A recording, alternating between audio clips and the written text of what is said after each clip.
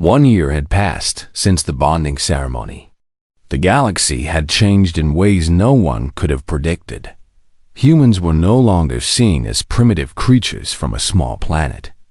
They were now recognized as one of the most valuable species in existence. Their genetic adaptability made them perfect partners for dangerous missions, difficult environments, and impossible challenges. But Tejo had kept his promise. Humans did not become slaves or experiments. They became partners. The first human ambassadors were sent to major worlds across the galaxy. They negotiated trade agreements and peace treaties. They proved that humans were not just valuable for their biology. They were also skilled diplomats, creative thinkers, and loyal friends. On Valora, things had changed as well. Yuna was no longer called the Cursed Princess. The truth about the defense mechanism had freed her from a lifetime of guilt and shame. She was now known as the princess who had been saved by human love. Some people thought that was a better story than a curse. She stood on her balcony, looking out at the capital city. The buildings sparkled in the light of the 3 moons. Ships from 100 different worlds filled the sky. Valora was more connected to the galaxy than ever before. She felt arms wrap around her from behind. Tejo rested his chin on her shoulder. "You are thinking too hard," he said. "I can always tell when you are thinking too hard." Yuna smiled. After a year together, he knew her better than anyone. "I am thinking about everything that has happened," she said. "Sometimes it feels like a dream. A year ago, I was ready to spend my life alone. I had accepted that I would never be loved. And now you are stuck with a stubborn human who will not leave you alone." Tejo finished. Yuna laughed. She turned around in his arms and looked up in his face. His brown eyes were warm and kind, just as they had been on the first day. "I am glad you stepped forward," she said. "I never thanked you properly for that." "You do not need to thank me. I got the better deal. I married a princess. I live in a palace. And I get to eat food from 20 different planets." Yuna shook her head. "You know that is not why you did it." Tejo became serious for a moment. He reached up and gently touched her face. "No, it is not," he admitted. "I did it because I saw someone who needed help. Someone who deserved love but had been denied it. Someone who was strong enough to face the entire galaxy alone, but should not have to." Yuna felt tears forming in her eyes. Even after a year, he could still make her cry with his kindness. "Humans are very emotional," Tejo said with a small smile. "We cry when we are sad. We cry when we are happy. We cry when we see something beautiful. I think it is because we feel everything so deeply. Maybe that is part of our adaptability. We adapt to feelings, not just environments." Yuna kissed him softly. She did not need words to express what she felt. The kiss said everything. When they separated, she took his hand and led him back inside the palace. They had a meeting to attend. An important one. The Great Hall was filled with representatives from across the galaxy. But this time, the atmosphere was very different from the bonding ceremony a year ago. There was no fear or hesitation. There was excitement and hope. In the center of the hall stood a group of humans. They were the first official delegation from Earth. Among them was a woman named Ji-Yeon. She was the leader of the delegation and one of the smartest people on Earth. "Princess Yuna, Prince Tejo," Ji-Yeon said with a bow. "On behalf of Earth, I bring greetings and gifts." Yuna smiled. She still was not used to Tejo being called a prince. But that was his title now. He had earned it. "We are honored to receive you," Yuna replied formally. "Your presence marks a new chapter in relations between our worlds." The ceremony proceeded smoothly. Gifts were exchanged. Speeches were made. Treaties were signed. By the end of the day, Earth and Valora were officially allied. But the most important moment came after the formal events were over. Ji-Yeon, approached Taeho privately. She had something to tell him. "You should know," she said quietly, "that you have become very famous on Earth. Children learn about you in school. They call you the man who saved humanity." Taeho shook his head. "I did not save anyone. I just stepped forward when no one else would." "That is exactly why they call you that," Ji-Yan said. "You showed the galaxy that humans are brave, that we do not run from challenges, that we stand by those who need us. Because of you, humans everywhere are walking taller. They believe in themselves more." Taeho did not know what to say. He had never wanted to be a hero. He had just done what felt right. Yuna joined them. She had heard part of the conversation. "On my world, we have a saying," she said. "A single drop of water cannot create a wave. But a single drop at the right moment can start a storm that changes everything." She looked at Taeho with love in her purple eyes. "You were that drop, my love. You changed everything." That night, there was a grand celebration in the palace. Music played. Food was served. Aliens and humans danced together for the first time in history.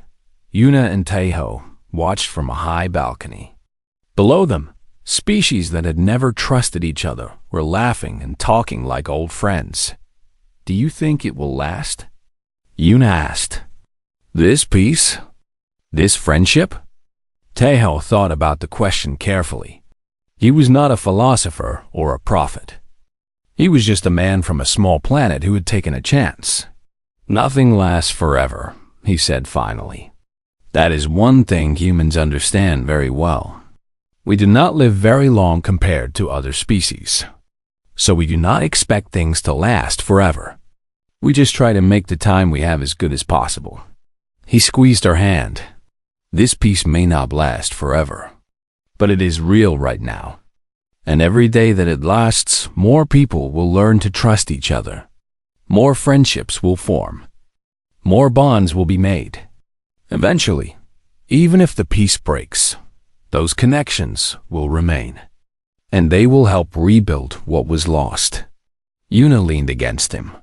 She had lived for hundreds of years, but she had never met anyone as wise as this human.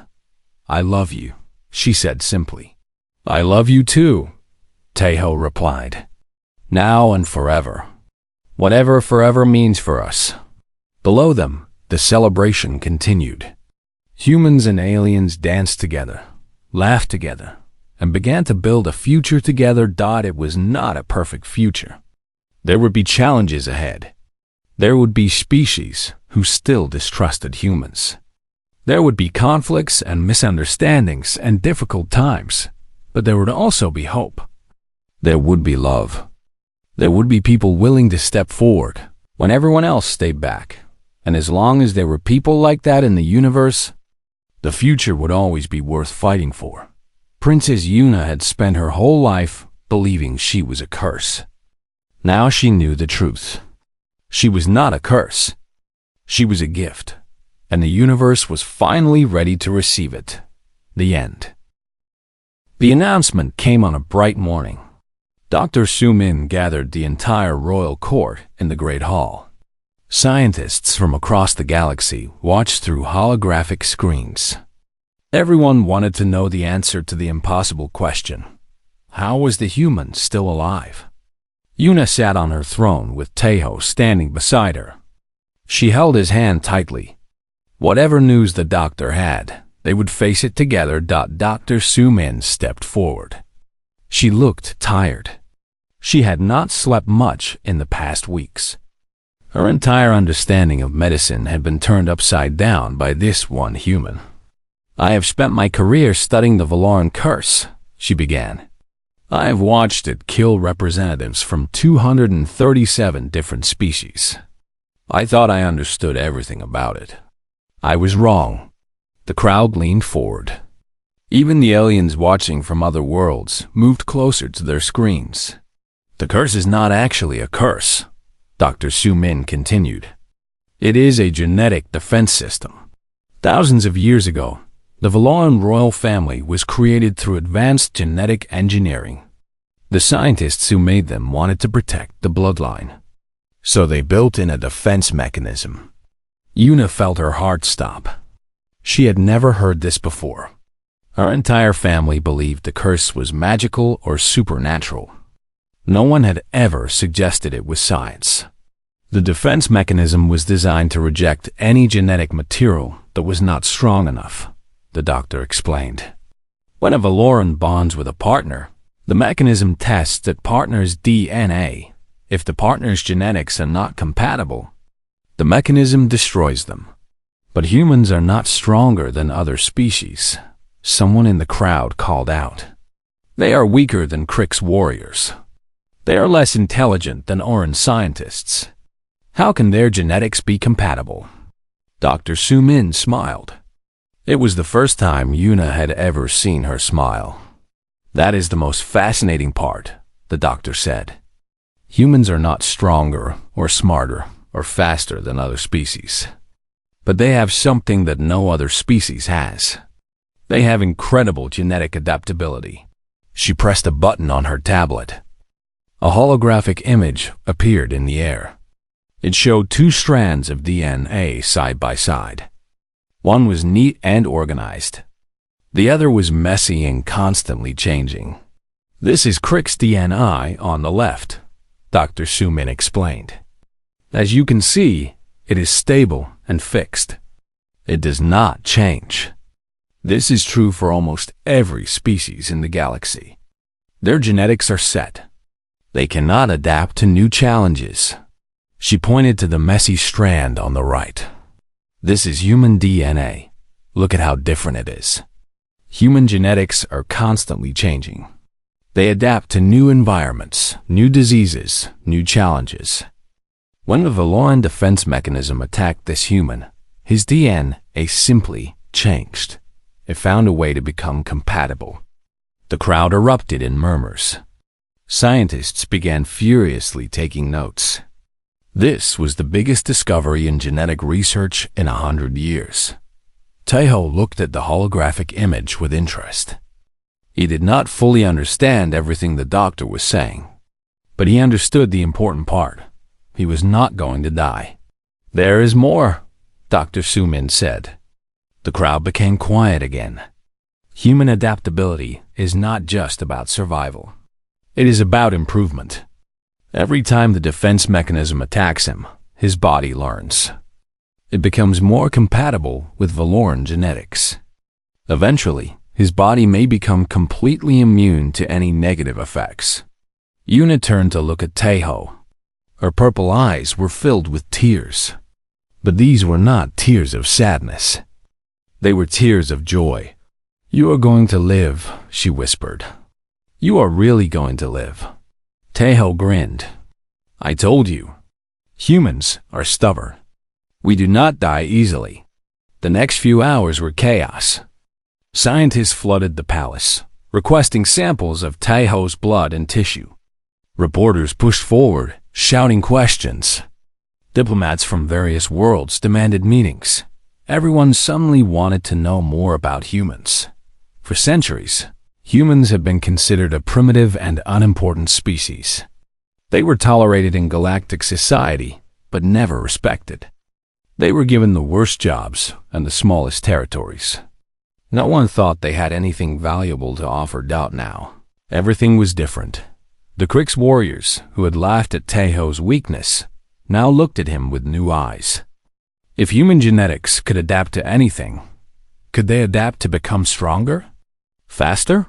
More powerful? The Myra traders, who had dismissed humans as poor and backward, began calculating new possibilities. If humans could survive where others could not, they could work in dangerous environments. They could explore toxic planets. They could access resources that no other species could reach. The Aran scientists, who had considered humans too primitive to study, now realized they had made a huge mistake. Humans were not less evolved than other species. They were differently evolved. And that difference might be the most important. Discovery in galactic history. Taeho watched all of this with quiet amusement. He did not care about fame or fortune. He did not want to be studied or exploited. He just wanted to be with Yuna. Later that night, when the crowds had finally gone, they sat together in the garden again. The 3 moons were rising, just like before. "Everything is going to change," Yuna said softly. "For humans. For my people. For the entire galaxy." "Change can be good," Taeho replied. "Or it can be bad. It depends on what we do with it." Yuna leaned her head against his shoulder. She felt safe in a way she had never felt before. This human had given her something precious. Not just his life, but his hope. "The other species are already fighting over you," she said. "They want to use human genetics for their own purposes. They want to study you, breed you, experiment on you." Taeho nodded slowly. "I expected that. When people discover something valuable, they always want to take it for themselves. What will you do?" Taeho thought for a long moment. Then he spoke carefully. "On Earth, we have learned something important through our long history. Power is not just about strength or intelligence. It is about choice. The choice to help or harm. The choice to share or hoard. The choice to love or hate." He turned to look at Yuna. "Humans will not be controlled by other species. We are too stubborn for that. But we also will not become conquerors. We have made that mistake before, on our own world, and we learned from it. Then what will you be?" Yuna asked. Taeho smiled. It was the same warm smile that had captured her heart on the first day they met. "We will be partners," he said. "With you. With anyone who treats us as equals. We will share our gifts with those who deserve them. And we will protect ourselves from those who would use us." Yuna felt a new kind of hope rising in her chest. Not just hope for herself, but hope for her entire world. Hope for the galaxy. This one human had changed everything. And the changes were only beginning. Far away, on a small blue planet called Earth, 7 billion humans had no idea that their lives were about to change forever. But Taeho knew, and he was ready. The bonding ceremony lasted for 3 hours. Ancient words were spoken in languages that no one fully understood anymore. Sacred objects were passed between Yuna and Taeho. Their hands were tied together with threads of pure silver light. When it was finally over, the crowd began to leave. Many aliens shook their heads as they walked out. They whispered to each other that the human would be dead within days. Some even made bets on how quickly the curse would kill him. But Taeho did not seem worried. He stood beside Yuna in the empty hall, looking at the silver band now wrapped around his wrist. It matched the one on her wrist. They were bonded now. Whatever happened to one of them would affect the other. "How do you feel?" Yuna asked. Her voice was small and afraid. "I feel fine," Taeho said. He moved his arm up and down. He touched his chest. He took deep breaths. "Actually, I feel better than fine. I feel warm, like I'm standing in sunlight." Yuna stared at him. The curse usually began its work immediately. Past partners had reported feeling cold and weak within the first hour. But Taeho looked completely healthy. She did not dare to hope. Not yet. The royal doctors arrived shortly after. They were a team of the finest medical experts in the galaxy. Their leader was a thin creature named Dr. Sumin. She had studied the Valoran curse for 50 years. She had watched 12 bonded partners die. "We must begin the examinations immediately," Dr. Sumin said. Her voice was cold and professional. She did not expect the human to survive, but she was curious to see how his body would fail.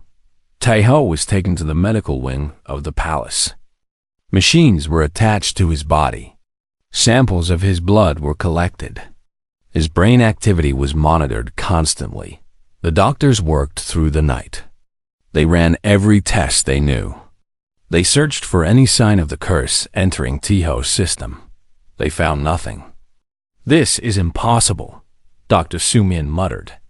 She looked at the results again and again. The curse should have infected his blood by now. It should be spreading through his organs. But his body is completely clean. The other doctors were equally confused. They had never seen anything like this. Every other species had shown signs of the curse within the first few hours. But the human was different. Yuna sat outside the medical room. She had not slept all night. Every time a doctor walked by, she jumped up and asked for news. Every time they told her to wait by morning, she could not wait anymore. She pushed open the doors and walked inside. Taeho was lying on a white bed. Machines beeped around him, but he was smiling. He looked rested and healthy, like he had just woken up from a good sleep. "Good morning, Princess," he said cheerfully. The doctors seemed very confused. "I think that is a good sign." Yuna rushed to his bedside. She grabbed his hand without thinking. His skin was warm and soft. She could feel his heart beating steadily through his wrist. "You should be dead," she whispered. "Or at least dying." "Why are you not dying?" "Maybe the curse does not like the taste of humans," Taeho joked. "Or maybe we are just too stubborn to die." Dr. Sumin walked over with a serious expression on her face. She was holding a tablet filled with data. "Princess, I must speak with you," she said. "The results are unexpected." Yuna nodded. She did not let go of Taeho's hand. "The curse is definitely present," the doctor explained. "We can detect it in the bond between you. It is trying to enter his body. It is attacking his cells constantly, but his immune system is fighting back and winning."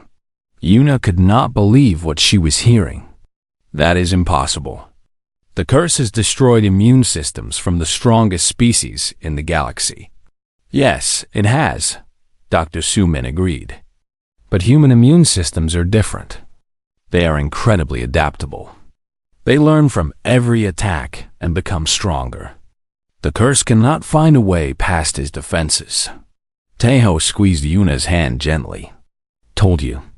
Humans are hard to kill." Yuna felt dizzy. She had spent her entire life believing that she was a poison. She had accepted that anyone who loved her would die. And now this strange human was lying here, perfectly healthy, telling her that everything would be okay. "We need more time to be sure," Dr. Sumin warned. "The curse may find a weakness eventually. We should not celebrate yet." But Yuna saw the look in the doctor's eyes. It was a look she had never seen before in any of her medical team. Doubt. The doctor was starting to doubt that the human would die. Days passed. Then weeks. The doctors continued their tests. They watched Taeho constantly. They waited for any sign of the curse. Breaking through. It never came. Taeho's body continued to fight off the curse every single day. His immune system learned new ways to block the attacks. It was like watching a battle where one side kept getting stronger. News of the impossible survival spread across the galaxy. Scientists from distant worlds requested to study the human. News reporters tried to get interviews. Everyone wanted to know how a simple human was doing what no one else could do. Tae-Ho did not care about the fame. He spent his days with Yuna. They walked through the palace gardens together. They ate meals together. They talked for hours about their very different worlds. Yuna learned about Earth. She learned about the blue oceans and green forests. She learned about human history, with all its wars and disasters and moments of incredible bravery. She learned about music and art and sports and 1,000 other things that humans had created. And slowly, she began to feel something she had never felt before.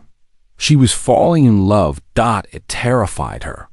Even if Taeho survived the curse, she was still a princess with many responsibilities.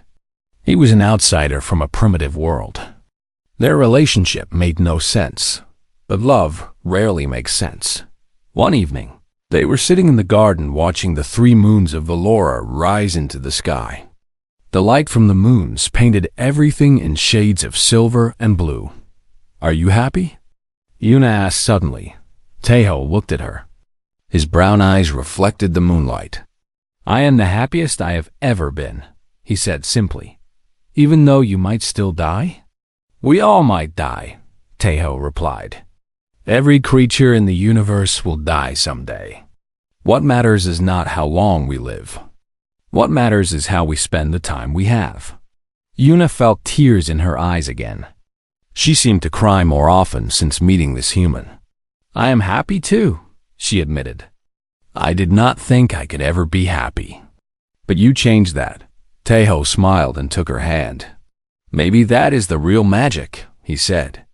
"Not the curse. Not the immunity. Just two people finding each other in a very large universe." Above them, the moons continued their slow journey across the sky. And somewhere in the palace, the doctors were preparing to announce something that would change everything. They had finally figured out why the human was surviving, and the answer would shock the entire galaxy.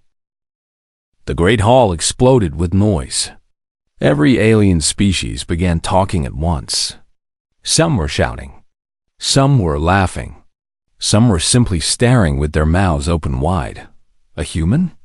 A primitive human from that tiny blue planet? He wanted to bond with the cursed princess?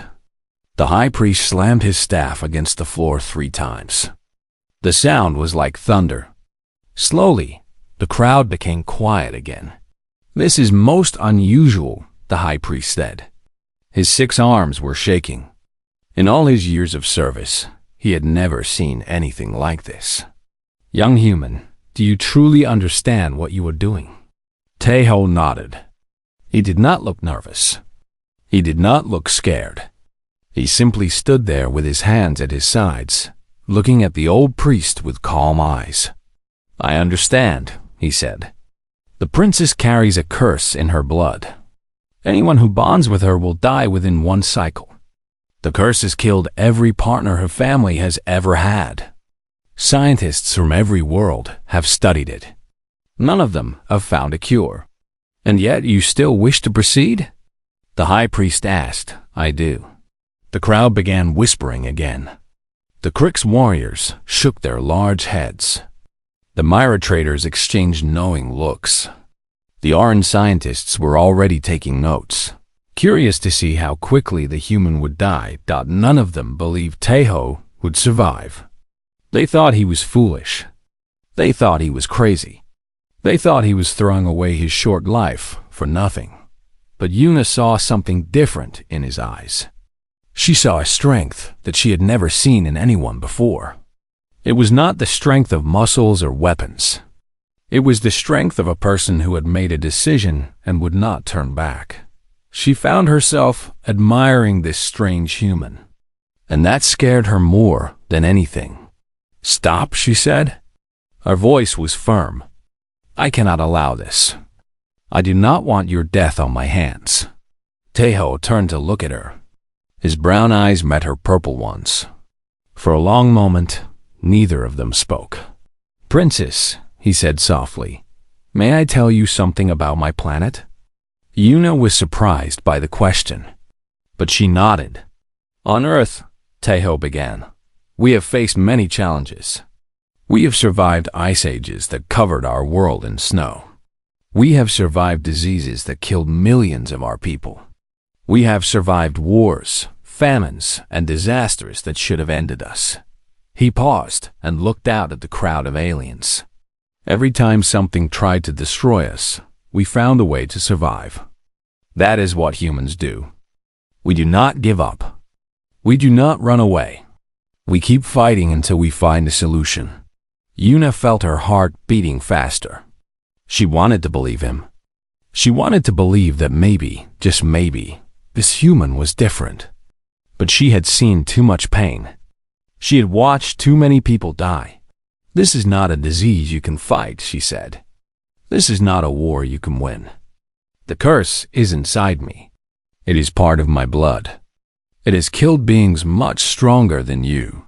"Maybe strength is not the answer," Tejo replied. Maybe the answer is something else.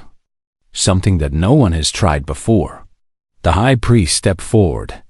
His old eyes studied the human with great interest. "The young human speaks with confidence," he said. "But words do not change reality. If he bonds with the princess, he will die." "That is certain, is it?" Taeho asked. "Has a human ever bonded with a Valoran before?" The question hung in the air. The high priest searched his memory. He thought about all the records of bondings throughout history. Hundreds of species had tried. All of them had failed. But humans? Humans had never been considered. They were too new, too primitive, too unimportant. "No," the high priest admitted. "No human has ever attempted the bonding." Taeho smiled. "Then how can you be certain I will die? Maybe human blood is different. Maybe we have something inside us that other species do not have." The Oran scientists began talking excitedly among themselves. The human made a good point. Their science was based on observation and evidence. They had never observed a human bonding with a Valoran. Therefore, they could not truly predict the outcome. But the Krix warriors were not convinced. Their leader, a massive blue creature with scars covering his face, stepped forward. "This is foolishness," he growled. "The human is wasting everyone's time. He will die like all the others. We should not delay the ceremony any longer." Other aliens nodded in agreement. They had come from far away. They had taken time from their busy lives. And now this unknown human was making them wait. Yuna looked at Taeho. She wanted to send him away. She wanted to protect him from the darkness inside her. But something in his eyes stopped her. He was not afraid. He was not seeking glory or fame. He was not trying to prove himself to the other aliens. He simply wanted to help her. No one had ever wanted to help her before. "Why?" she asked quietly. "Why do you want to do this? We have never met. You owe me nothing. You have no reason to risk your life for me." Taeho thought about her question for a moment. Then he answered in a voice that only she could hear. "Because where I come from, we have a saying. When you see someone standing alone in the rain, you share your umbrella. When you see someone carrying a heavy load, you help them lift it. And when you see someone who has been abandoned by everyone else, you do not walk away. You step forward." Yuna felt the tears coming again. This time, she could not stop them. One small tear rolled down her pale cheek. "You are very strange," she whispered. Taeho laughed softly. "Yes, I have been told that before. Humans are strange creatures. We do things that make no sense. We take risks that we should not take. But sometimes, those risks lead to wonderful things." The high priest cleared his throat. He had watched this exchange with growing curiosity. He did not understand humans. Few beings in the galaxy did. But he could see that something special was happening here. "Princess Yuna," he said formally, "the decision is yours. The law states that you must choose a bonding partner. This human has volunteered. Do you accept him?" Yuna looked at Taeho one more time. She searched his face for any sign of doubt or regret. She found none. She thought about her lonely life. She thought about all the years she would spend alone if she refused him. She thought about the end of her bloodline and the extinction of her family. And she thought about hope. That small, fragile feeling that she had forgotten long ago. The feeling that Taeho had brought back into her heart. "I accept him," she said. The crowd went completely silent. Even the wind seemed to stop blowing. The high priest raised his staff one final time, then let the bonding ceremony begin. As Yuna and Taeho turned to face each other, she felt fear and hope mixing together in her chest. This human had done something that no one else in the galaxy had been willing to do. He had chosen her. Now they would both find out if that choice would lead to life or death. The ceremony began, and the fate of two worlds hung in the balance. The great hall of the Valoran Empire was filled with silence. Thousands of aliens from hundreds of different worlds stood in long rows. They wore their finest clothes. They carried gifts of gold and rare stones.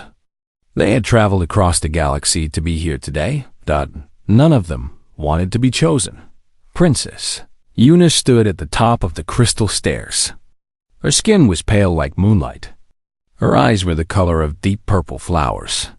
Her long silver hair fell down her back like a waterfall of starlight. She was beautiful in a way that made hearts stop beating, but she was also cursed. Everyone in the galaxy knew the story. The royal bloodline of Valora carried an ancient darkness inside them. Any person who bonded with a member of the royal family would die. It was not a quick death. It was slow and painful.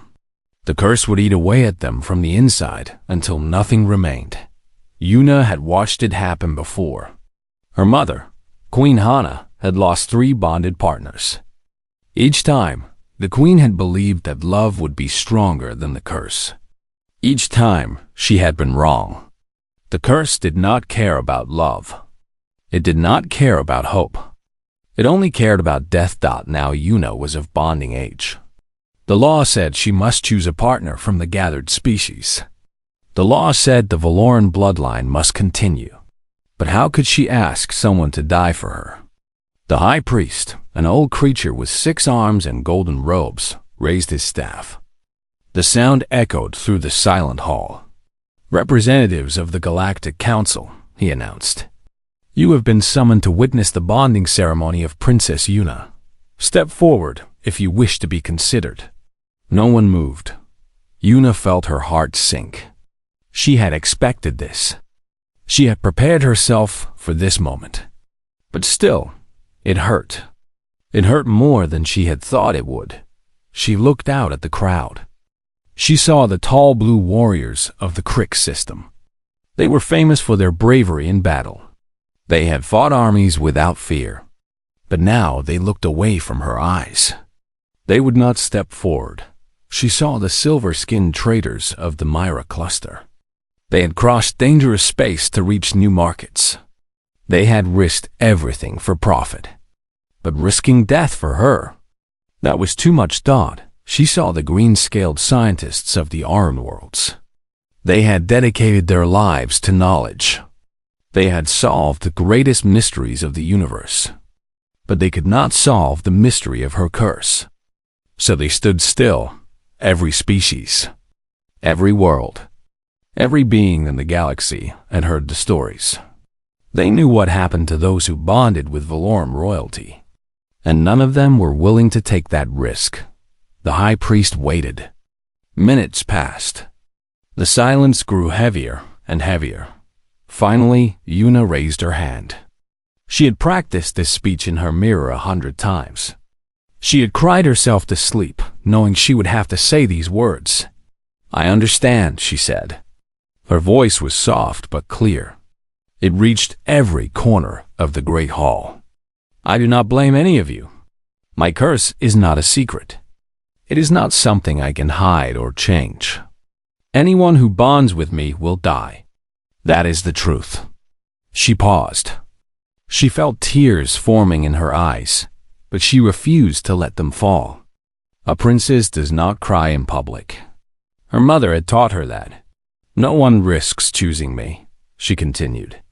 "I have accepted this. I will remain alone. The Valoran bloodline will end with me. Perhaps that is for the best. Perhaps the universe will be safer without our cursed blood." She started to turn away. She was ready to walk back to her empty chambers. She was ready to spend the rest of her life in loneliness. She had made peace with her fate. But then something happened. A voice came from the back of the hall. It was a voice unlike any other. It was not deep like the Crick's warriors. It was not musical like the Mirror traders. It was something different. Something new. "I will step forward." The crowd gasped. Every head turned to look at the speaker. Even Yuna stopped. She felt her breath catch in her throat. A figure was walking through the crowd. The aliens moved aside quickly, as if they were afraid to touch this strange being. And he was strange. He was smaller than most of the warriors. He had no scales or blue skin or extra arms. He had simple brown hair and simple brown eyes. His skin was a warm tan color. He wore plain clothes that looked old and worn. He was human. Yuna had heard of humans before. They were a young species from a small planet called Earth. They had only recently discovered space travel. Most galactic species considered them to be primitive and unimportant. They were not strong like the Krix. They were not smart like the Aran. They were not rich like the Myrodod, so why was this human stepping forward? The young man walked through the silent crowd. He climbed the crystal stairs one step at a time. His footsteps echoed in the quiet hall. Everyone was watching. Everyone was waiting. When he reached the top of the stairs, he stood before Yuna. He was slightly taller than her, but not by much. Up close, she could see that his eyes were kind. There was no fear in them, only a gentle warmth that she did not understand. "My name is Taeho," he said. "I am from Earth. I heard what you said, Princess. And I disagree." Yuna stared at him. She did not know what to say. This had never happened before. No one had ever disagreed with her about her curse. "You said no one risks choosing you," Taeho continued. "But I am here. I am choosing you. I am willing to take the risk. Do you know what will happen?" Yuna asked. Her voice was barely a whisper. "Do you understand that you will die?" Taeho smiled. It was a warm smile, full of something Yuna had never seen before. It took her a moment to recognize it. Hope. "Maybe I will," he said. "Maybe I won't. But I would rather take a chance on something beautiful than run away from something scary. That is what humans do. We take risks. We hope for the best. And sometimes, we surprise everyone." Yuna felt something strange in her chest. It was a feeling she had forgotten. A feeling she had given up on long ago. For the first time in many years, Princess Yuna did not feel alone. But the real surprises were still to come.